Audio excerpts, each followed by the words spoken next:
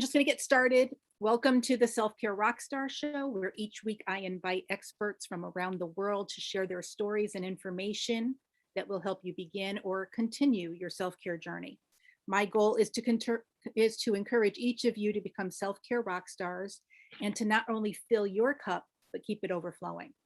If you're interested in any of my courses or programs that I'm offering currently, go to findsally.com and click on schedule a call or email me at sally@theselfcarerockstar.com. I would love to work with you. Today, I am excited to welcome Olga Brooks to the Rockstar stage.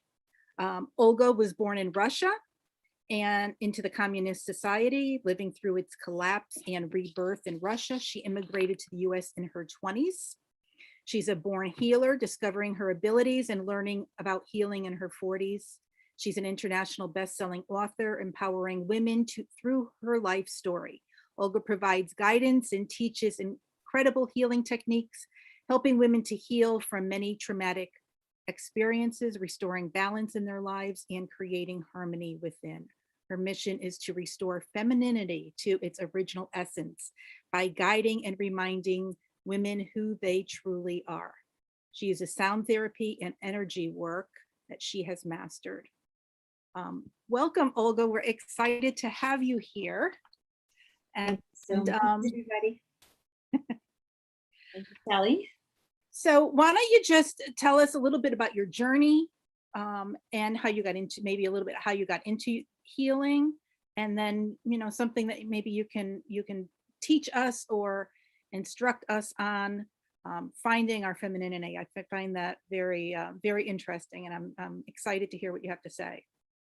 Yes, I am very excited to share my message and to connect some of the message that is not going to be new for women, but it is a reminder, because with the life that we have, with the information that we have, we sometimes get lost. And with the pressures of these days living, we forget how to really connect with ourselves on a deep level. Yes, we do hear messages of self-love from all over now. But if there is no connection on a deep level within, understanding of who you truly are, that taking care of the nails and taking tubs, or taking the time for yourself is not going to be enough. It will run out, and then you're going to feel the same empty. So that's where I ended up in my life when I felt alone. I felt absolutely empty. And I asked questions like, who am I and why? What am I doing here? Why am I living on this earth? To the point, and I know you've heard these messages, you've heard people saying that before. When I'm saying this now, it seems simple, like, oh, who we are and what are we doing? No, it was a deep cry. It was a cry of not understanding where to go next. Next day I wake up, what do I do? Because I know that the next day is going to be the same as today. So when I found myself in this questioning life itself, questioning God, I was actually angry with God. My marriage was collapsing. I knew that the head is going to be a long and very difficult road. And I was angry with God because I couldn't understand many things where the simple things did not work out. How was I able to bring my life together, and how I am as a strong woman that I felt I was, how did I collapse? And how am I asking this question? So little by little, the answers started coming in. And it was through short videos that I would never had found probably. And I started having that deep dialogue with my own self, and I started working with my own heart. From there, I felt the difference of my being. And from there, everything just kind of unraveled. For Mhm. 4 years, I had learned so much. My understanding of life and people and religions and God Himself, herself, whatever we, I don't even know which word to use for God, um, totally changed. And the connection, that connection of our deeper self, and the look at who we are as women and how we forgot who we truly are, really shook me to the core, and at the same time woke me up. So I had learned, I myself experienced the healing of my own wounds in like a 10 minutes work, and it was gone. So when I experienced it with my own healings, it was like layers and layers and layers. You take care of one thing, and then you find another thing, you discover another thing, and that healing process that happened over and over and over again. um, and with femininity, it's, if you even go into the psychology of us people, be that a man or a woman, we do have similarities, but then we have those differences of our experiences as women, as girls growing up, um, the sexuality, the traumas that come with that, then the self-image and all of that. um, when you start the healing, your healing journey, there is so much opens up that needs to be healed. And at the same time, when that happens, that like your world opens up, your body feels totally different. And that's what I experienced. So after, when I had went on my own journey of healing, I wanted to be able to do the same. So I had learned how to work with energies. I had learned shamanic practices, and I had learned sound healing, which is, that's how I started as well. I've listened high frequency music, and I even slept with that. And it would, all the stress of getting through divorce and everything, it would just ground me and calm me down and shift the energies within me, because that stress and the fear was enormous. I've never, I came from Russia, and I had my own experiences there as a growing up as a young girl, but I've never been so scared in my life as going through divorce with it and having children. So all of that time, um, learning about healing sound, how it impacts us, what it does in our body.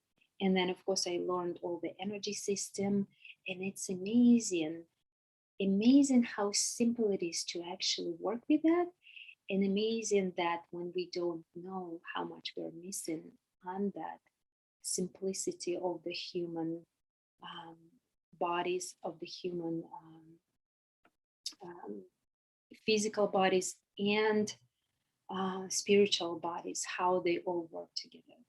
Now, my one frustration that I had and my talk with God was, I said, being a Christian since I was a little girl, I was a Christian. I was mad, and I said, "How can you judge us?"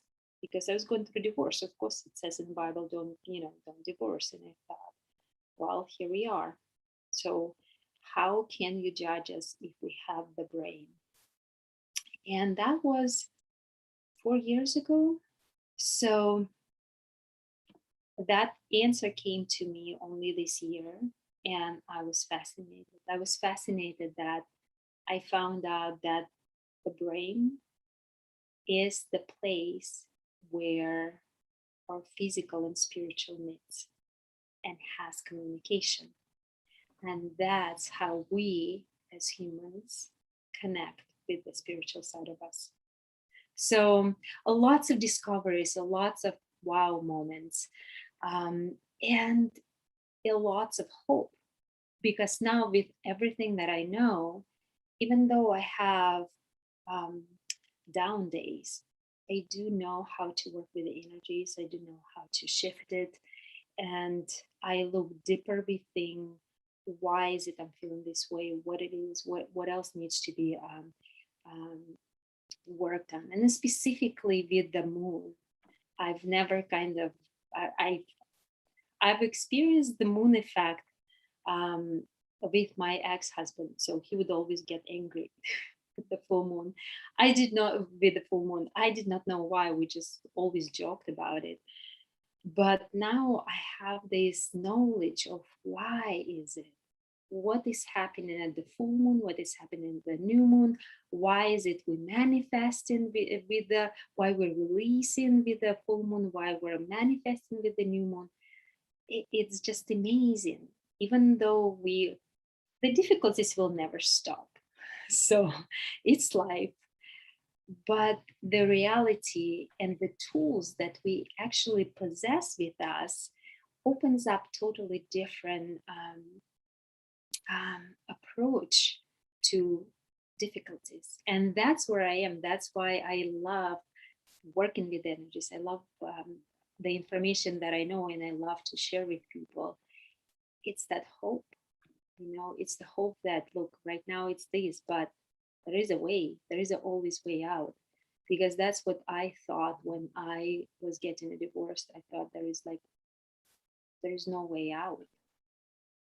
This is what I'm going to be living with. This is the way. But there is always a different way, and you choose that. So I love that. I love that. So I know you talked a little bit about, um, going through that time where you didn't understand what you were going to do next. So what would you say to somebody who's going through that right now, who's waking up and saying, why am I here? What's my purpose type thing? Or what am I don't understand what I'm doing. the most amazing thing, because we ask usually these questions, sometimes frustrated, sometimes we feel lost, but in reality it's just the beginning of a new journey. When you start asking questions, make sure to look for answers. They will come. Because if we don't ask, we don't search, we never find. We're not going to stumble on things. It's just when we start searching and asking. So when you feel something within yourself, and that is the important point of all humans, be that male or female, to be connected to your thoughts. So you have to observe them.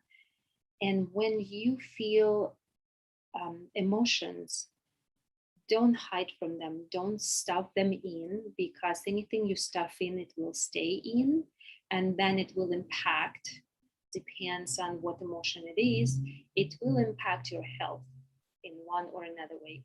So when you start feeling the emotions, name them. You can talk to them. You can even ask your emotion and say, okay, I feel angry, or I feel disappointed, or I feel whatever it is you're feeling. Name it, observe it, and it is important to release it. By naming it, observing it, you're already not stuffing it in, first of all. Second, as you ask the question, is like when people are asking this question, you can't find the answer right away. Like, it's not going to be, here you go, here's the answer. It's a journey. You start asking questions, and then the answers come. Then make sure to ask questions and be curious as often as you can, because if you only ask your questions when you're disappointed, or when you're frustrated with people or life, or even yourself, then you're already at the point where it's like, it really is difficult.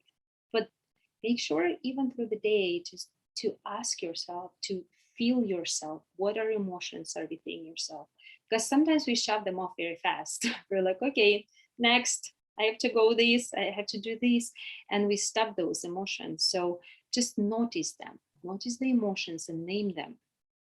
So that would be probably the most important, and it's every day and it's never ending. So this is kind of practice for everyone. Does not matter what stage of your healing you are in, if you have been there forever or if you just started it. It is always this awareness of what is going on within. So that's kind of practice, everyday practice.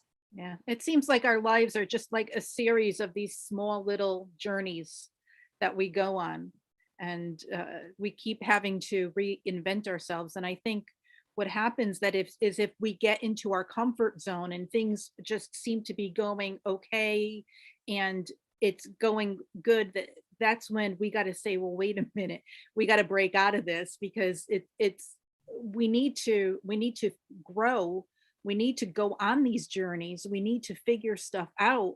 Otherwise we're just stagnant, and we lose that zest for life. We become, just don't, we don't care about things. So I love that, that we need to go on these little journeys and to start questioning ourselves, and get excited about it. that's Yeah, that's I there love. is a lots of times we don't do it because there is lots of shame happening within ourselves, and we sometimes afraid to ask those questions or even look into them. Um, and I think that's like, this is the important thing to work with in the beginning of the journey. This is the most important things, which is shame and the blame.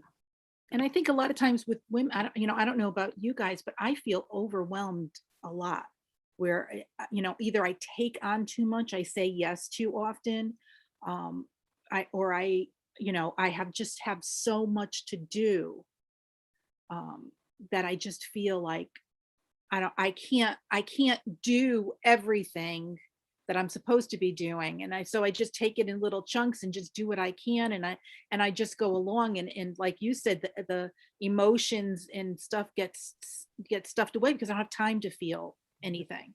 I don't have time to discuss this. I got things to do. But I think as women, we tend to take on a lot more than we should, because, we're taking care of our family, we're taking care of our husbands, our houses, our kids, our jobs, and we try to do it all, but we can't always do that. Well, what's important for us women is to feel and be. So that is this is that harmony within a woman, when we don't feel pressed for doing things, when we don't feel guilt for not doing something. Um, there are moments, and that is that we need to practice experiencing and be in the feminine energies, which is like doing nothing and just being.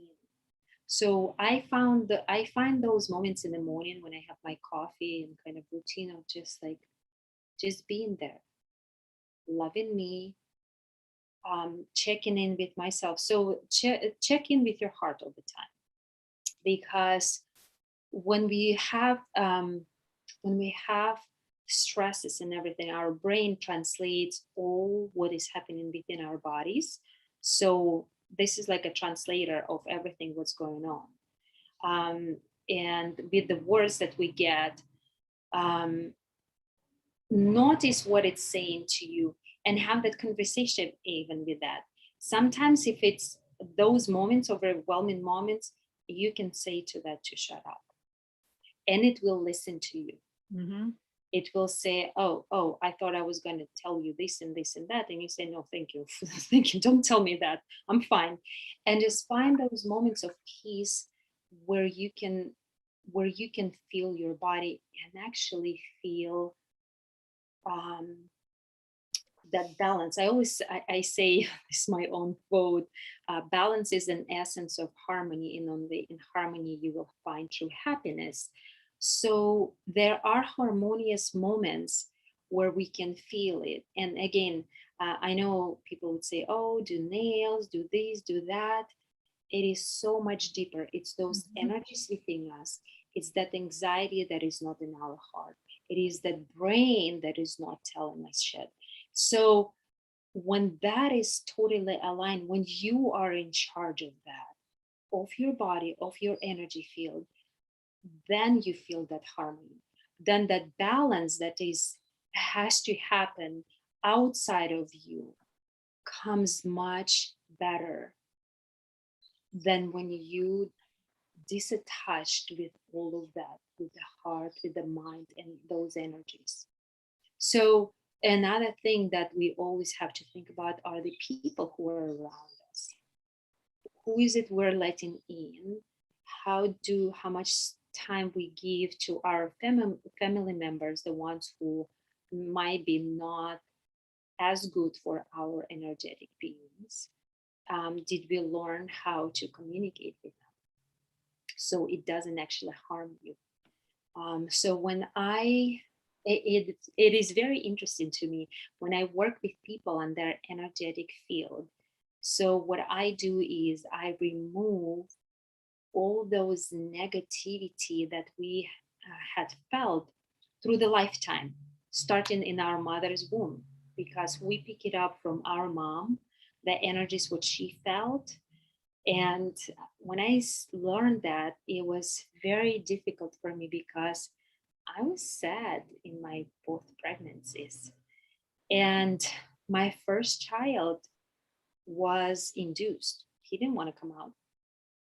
He's like, no, I'm kind of okay. It's too scary there. Mom is sad. I just kind of stayed. So I did not know it until I learned sound Reiki healing. And I was shocked. That was the reason my child didn't want to come out, because he's like, mom is safe, even though whatever she's feeling, but I will stay here. So what I had learned is how to align the energies of that child, how to get it back. So what happens is there are developmental stages, as you all women know, that happen with the child when they are within, when they're still inside of us, and then when they come out, all of those stages. So those developmental stages go until the age 19. So if there is a specific period of time and something drastic happens with the child, um, then she misses that developmental point. And then when life comes, that developmental point, for example, yes, when babies are looking at the hands, do you remember that time when they're like just staring at their hands? Oh, look, it's mine. Oh, it's apparently mine. So the child learns that his body, her body, and all of this, it's hers. And mom is over there and mom is separate. So if that period the child experienced some kind of stress, then that learning breaks that specific way of understanding your own body and other people's body, and it goes over into your adult life. So when we struggle with something, we don't even know that it actually came from that period of time when we were babies. So when I work with the energies, when I'm saying that I work with energies of your lifetime, when you experience something negative or something, so what I do is I remove it.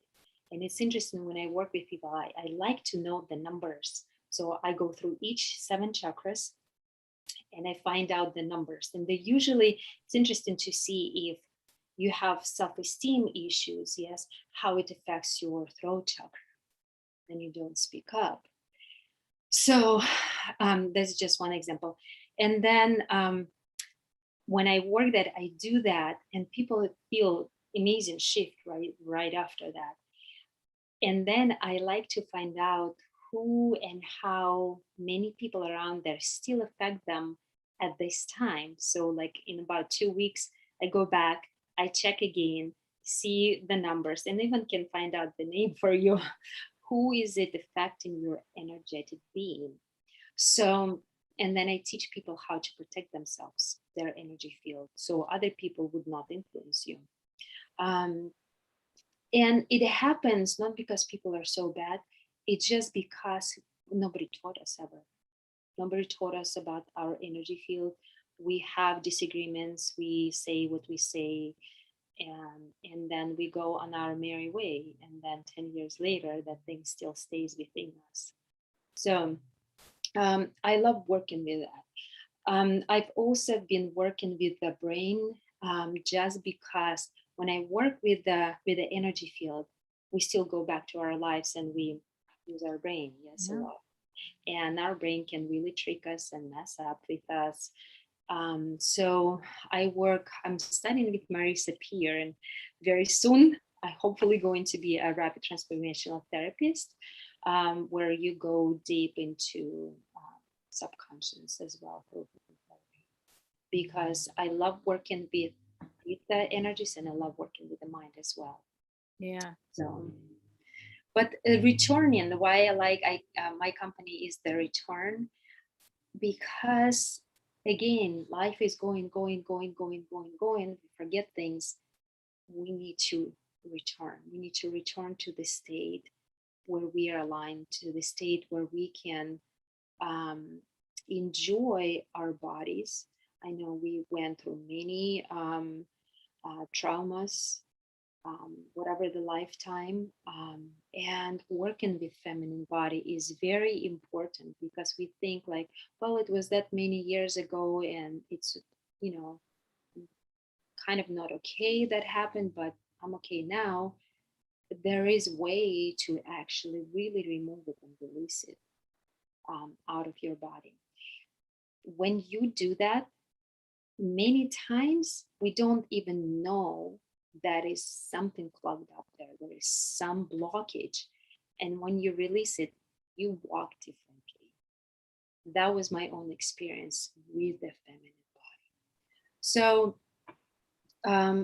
with that said, I just look at life and women in a way that we all struggle, we all want to help each other. And there are so many ways, specifically working with the moon. And right now it's going to be a new moon. So we just had a full moon. So I talked a little bit about the full moon. So the full moon, my first learning about the full moon was such a big discovery for me. I was like, oh yeah, so that's why that person was so mad at the full moon. So with the full moon, all your low density energies, the moon is the feminine, the sun is the masculine, the sun is the heart, and the moon is the reflection of the sun. Yes, because that's how it happens. um, so whatever is in there, whatever is bothering you, and maybe you're not feeling it as much during a normal month, but then the full moons happens even before the full moon, something starts bothering you. So observe that. What is it? What is it coming from? Like I feel a lots of times with me, still till these days comes out, well, I'm not good enough. I'm not good enough. I'm not good enough because I'm not doing this, and because I'm not accomplished that, and because, and then it comes out, and I'm thinking, all right, how is it still possible that I did not work through that? But it's again, it's that layer. That layer is still needs to work on, and it, of course, it goes off from the childhood, and I know exactly when and what happens. So it's just work with that. So then what happens with the new moon? So, and of course, women and the moon, we were always connected. Yeah. uh, I would like women to actually be more pay attention to the moon, and actually get even connected with the moon. With the new moon, the amazing part of it is that when you release those, when you notice those dense energies within you during the full moon, you work and you release those low vibrations or whatever the issues were there. And even if you didn't, what happens at the new moon, because of the direction of the moon and how we feel the energy from it, you don't feel those dense energies any longer. And then the manifesting and whatever it is you want to create is much easier to do, because those energies you're aligned so much differently in order to create things. So that's why you hear that, oh, new moon, it's time to create something new. So working with the energies as women, it's so amazing. I love it. I love it. It's like the moon is like a sister. So Yeah, that's great. Now, I wanted to touch a little bit on the frequencies and mhm. the sound therapy that you do. I find that fascinating. In fact, I've um often, thought and I read about it all the time. And one of the things I think I read recently was that, like our televisions are set to one frequency, and worse, the earth and us are set to a different frequency, and that causes like chaos in our system when we watch too much or on these things too much, that it causes, because it's not in the same frequency that we need to get. That's why being out in nature and being, on the ground and being outside, that's where we're connected and where our frequencies are matched and where we feel in harmony. So I don't know if that. And then, I think about like the radio waves and how, just the radio dial and different frequencies bring you different things. That, all that stuff is out in the air out here somewhere, and it's just pulling it in. So I'd love to hear your take on the sound therapies and the you said something about listening to songs of different frequencies, and how does that work? Yes. So the earth has its own pulse, and it actually, um, our hearts, whatever it is in us, there are so many of us on this earth, yes? So we actually affect the earth, believe it or not. Um, so if you follow Schumann's resonance, you can see the spikes and everything that is happening. And you sometimes you would be like, oh, why do I feel this way? Where is it? The moon is it? What is going on? And then you check the Schumann's resonance. You're like, oh wow, there was a spike. That's why I feel this weird. So we are connected. Our heart and the earth is heart. We are so connected. So the sounds are everywhere, the frequencies, um, we pick them up even not knowing. But working with the frequencies, with the music, think about any music. We are already inside of us. There is a code.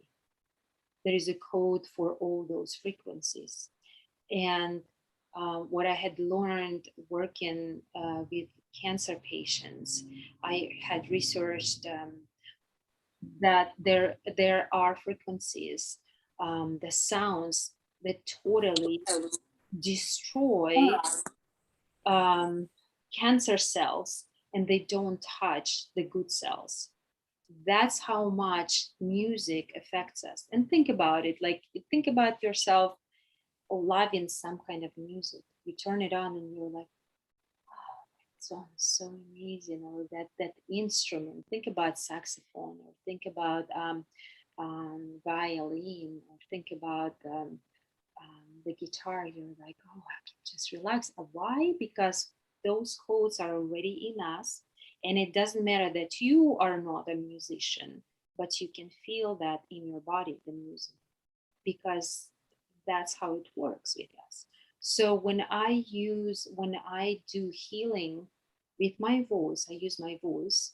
Um, there are some sounds for grounding. Um, so when I work with the energies within you, I use sounds like um, O and E that would ground, and the lower sounds would ground it, and the higher sounds would just really align you. So Uh, I love to listen when I have anxieties. I love to listen to I would just Google like high frequency music and I would pick it and I would listen to it and breathe. This is the first thing that I found, the breathing. We don't breathe at all during the day. We think we're breathing, we're not. So people who do yoga, I don't. I like karate. I'm more, um, and I would still like to talk about that too, about the masculine, the feminine energies. I have very high testosterone. I had it since I was a young girl. I was always a tomboy, but I still had that um, strive for being more feminine, to to be the woman that would be desired, first of all, that would be beautiful. And I always had it since I was a young girl. So knowing that I have high testosterone, I'm aware of it. So when I do my karate, I kind of really get loose into my masculine and I feel proud of it. So um, with that, so the feminine and the masculine energies, it's just that alignment within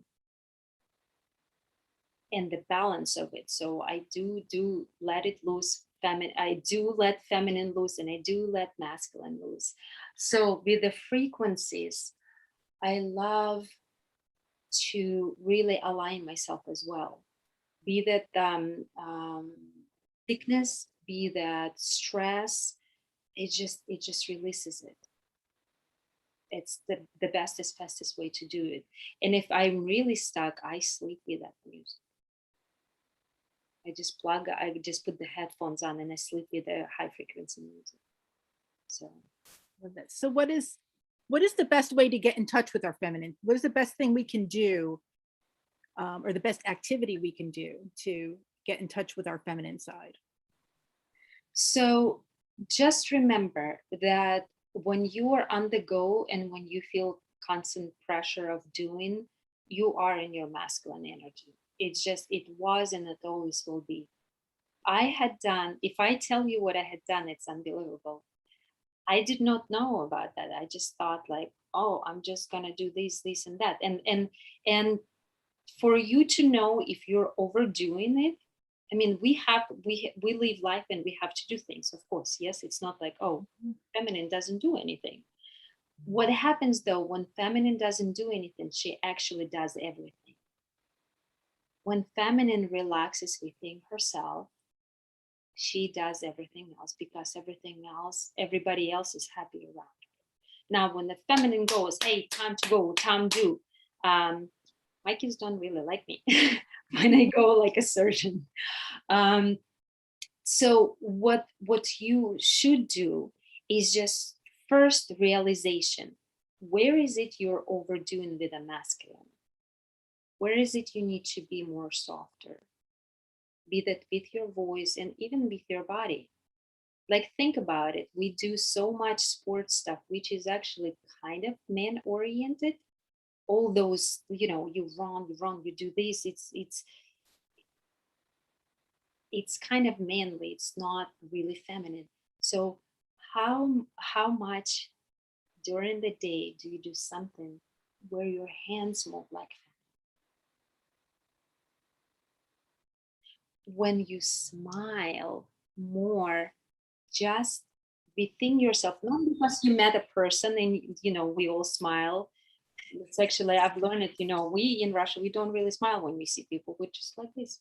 We just say hello and that's it. So in America, I learned that, people always smile for no apparently reason. And your guys actually conditioned to that. But how much do you smile? How many times do you smile that is coming from within you because you are feminine? The smile that is just lights up the world. And that is what we are. I truly believe. Think about if the men were walking around just smiling. But think about every woman, if she doesn't smile, and as soon as she smiles, it's like sun comes out. So that smile, that mysterious smile, that playful smile, practice it with your family, with your husband, even with your children. We're more, I find it with myself too. Sometimes we can just get a moment and just sit and smile with them, at them. And that is the feminine. That is that relaxation and just being. So we need to learn how to more be. Don't walk too fast. We run all the time, don't we? Think about your body. When you start walking, just slow. Just go to the store slow. Feel your body. That is a connection with you. That's where we disconnected, actually. We always run around. We always do this, and that. But try to slow down and walk. See how you're going to feel. Now that then there are deeper practices like really getting that central part of femininity. If you light up a candle, when you look at the candle, try to concentrate on your nipples and see how that feels. There are some things that we don't do that can light up our bodies and our energies as women. And these practices, these connections. So then the voice, I found it's very interesting when you go in a clubhouse, whoever do that, when you listen to women who are just, you listen and you know this woman has wisdom. Our voices, we kind of get, we know that people know our voices this way, be our family members or our people at work, but try to slow down as well. Try to go a little bit more deeper into your chest, into your heart. And when you speak from the heart. People hear you differently. And people look at you differently as a wise woman. So think about, how do we speak every day? Where is it coming from? Does it come just from the throat? Or does it come from this part of us? So in order to do that, remember breathing, yes? When we don't breathe much, we talk from the throat. When we start breathing, think about any movie. Do you remember those moments when the woman is sitting and her chest goes, yes, she's scared, or she's frustrated, and the chest goes. So that's that place for us as well. We're thinking movie's a movie and we're as we, but in reality, we're not practicing it. And when we do, that's our feminine. So connect with your chest, with your breast, with your breath, with your heart. Then your voice will get connected. Then with the voice, remember, everything else will come also into play. Your smile, your look in your eyes will change as well. So this is just some things that we forget during a day. And why? Because we've been conditioned to that lifestyle, to just, there is no reminder of that. We don't think about it. Like, think about sometimes if you had done any meditation, and if you had like total relaxation, you start with your skull. You're like, okay, relax your skull. You're like, what? Really? Oh my gosh, my skull is so tense. I didn't even know that my skull gets tense until someone reminds you of that. So there are so many things within us that needs to be reminded. The voice, the look, the walk. So I That's hope that was great. helpful. I really love that. Thank you. Thank you so much. I'm going to open it up. Does anyone here, we have Chrissy, Vienna, and Barbette. Would any of you like to raise your hand and ask Olga a question?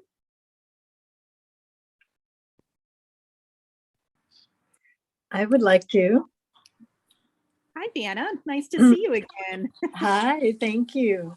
Olga, I have had an interesting thing pointed out to me, and I'd love to hear your take on it. As you're mentioning that when we breathe and connect with our heart and all of that, I went to massage school and we had to observe each other's gait. And when I walked down the hall and back toward the other students, they said, interesting, when you walk, your hips don't even move.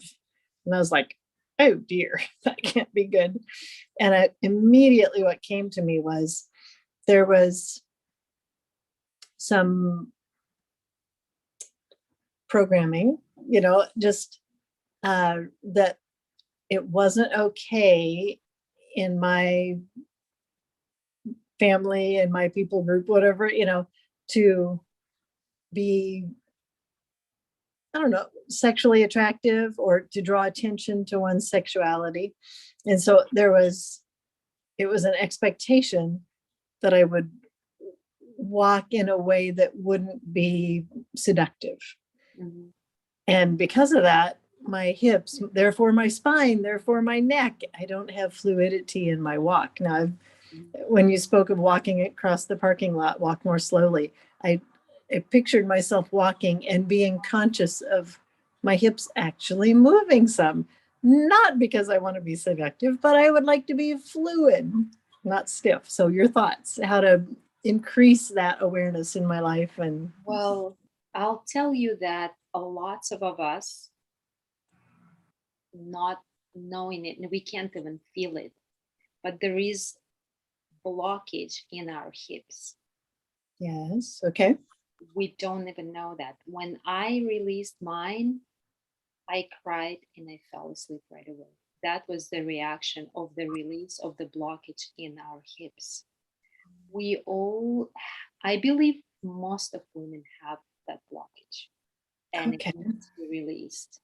And that is one reason why you're not walking better. It's just blocked. So how did you release it? Next question. I have a friend in India who is who can see energies in a way that I cannot. I learn things by knowing what is what. I can tell you, like right now, yes, you ask me a question and I can find you the answer. I'm very good at it. I know why and I know how.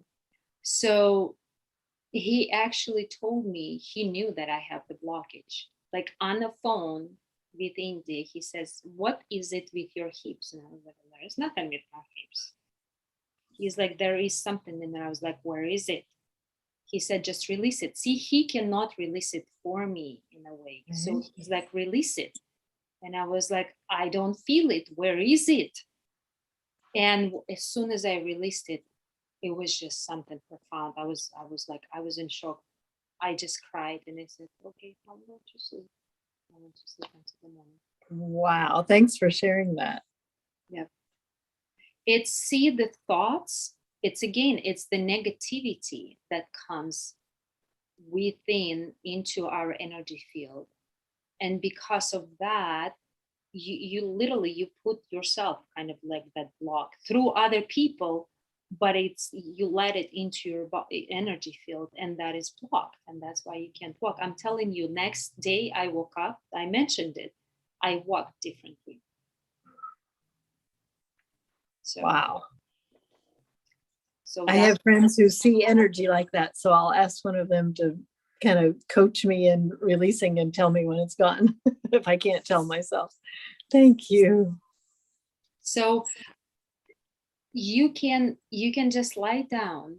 You can really see we are our own healers. The healers can guide you, and the healers can also help you to release that like I do, I know totally how to clear the energies and everything. But you are your own energy healer. If you start looking within yourself, it is your energy field, and it has to be sovereign.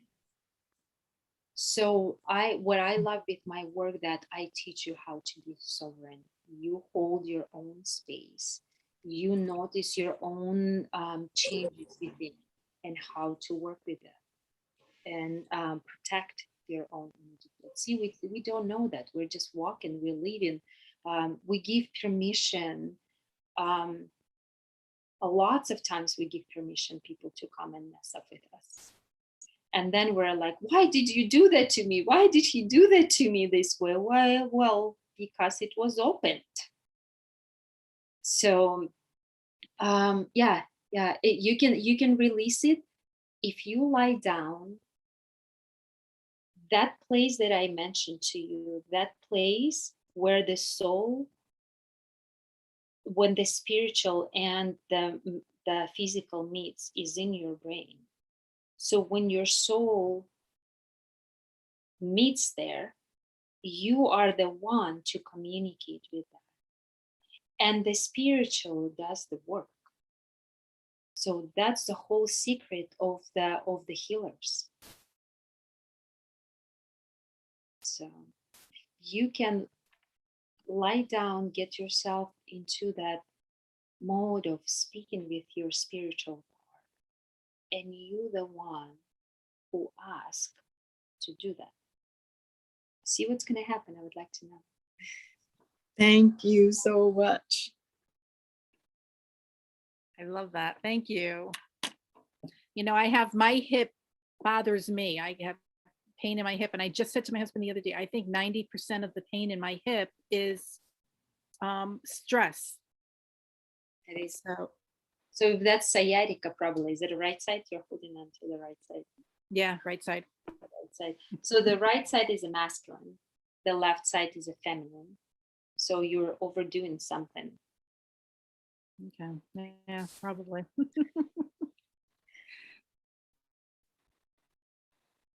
All right. Does anyone else have any questions for Olga? I know we're getting ready to wrap up. I just want to say I like being a girl, always have. So, yeah, I had a lot of reprogramming, but I guess right now I'm going through a freedom prisoner battle with myself. Um, Made some decisions, and then there was like an avalanche that kind of like blocked the cave, and it's like nothing is flowing in. So I'm having the battle with, I made the decision, I did the work, and it's like you have no right, no authority to, tell me now that it's all wrong when I don't have an opportunity or the option to fix it. So that's where I am. But I like being a girl. I've always liked being a girl. And yeah, I can walk. You know, maybe that's what I need to do, is shake my hips a little bit more. It's Actually, we have to. We have to move our bodies, and we have to move it in a feminine way, because again, as the culture tells us not to. But think about it, we're so created so much differently. We're so much rounder. We meant to move our hips. That's our strength, though. And a lot of people have tried to reprogram us to believing that our femininity is our weakness. That's our strength. But you know what? Even in acting as an actress, Mhm. when you walk into the room and Mhm. when you present a strong character, it is all in your hips. Mhm. The wheel is in the hips. Mhm. So when you move that wheel, Mhm. when you move those hips, you really come out stronger. Yeah. And see how we're programmed to actually make us weaker. Our hips is something magical. Yeah. It's have you ever seen the movie The Tourist with Angelina Jolie? There's a scene where she walks in a room and she just glides. She just glides, and everybody is paying attention to her. And it's probably the most feminine role I've ever seen her in, but it is a flow. And are her hips moving? I don't know. All I see is her stature. I see her confidence. I see her femininity. I see her beauty. And it is a power. And I do believe that, yeah, we are programmed to not believe that. Now, my secret is to always make sure that my hips are going in a figure eight. And it just goes in a figure eight, and it just no pain, a lot of gain. It also moves the energies. See, when our body moves, the energy moves. So there are special exercises and everything too for that energy flow. For, like, for example, the Kundalini energy, you have to move the body in order for that to start moving as well. Oh, you've got no mic on, No, you're on. Rebecca. Okay.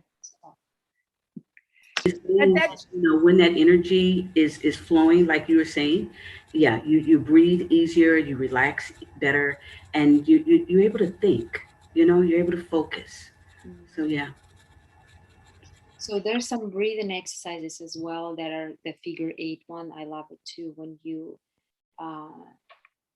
breathe in and you go up into the sky, the heavens, so whatever the upper, you can picture it with your imagination. You pick up those energies of the air, and then you go down again into your heart, and then go down into the earth. So when you breathe out, you release and make ask the earth to recycle it. And the earth is so amazing. It loves to recycle all the ickiness and stuff. So it recycles it and then brings back again through the up through the heart. You go up into the heavens again, and just do this figure eight breathing exercise. I love it. This one releases anxieties as well. Right. And that's that could be a title for one of your speeches, Olga. Next speech is shaking your hips. The power in shaking your hips. Power of shaking your hips. There you go. Well, thank you so much for joining us. We're about at the end of our show, and I want to thank Olga and everyone here for coming, and we'll see you next time. Thank you. Bye. Thank you, Olga. Thank you.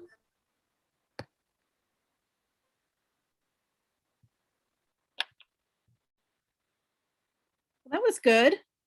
I'm gonna just Hey, yay. Perfect.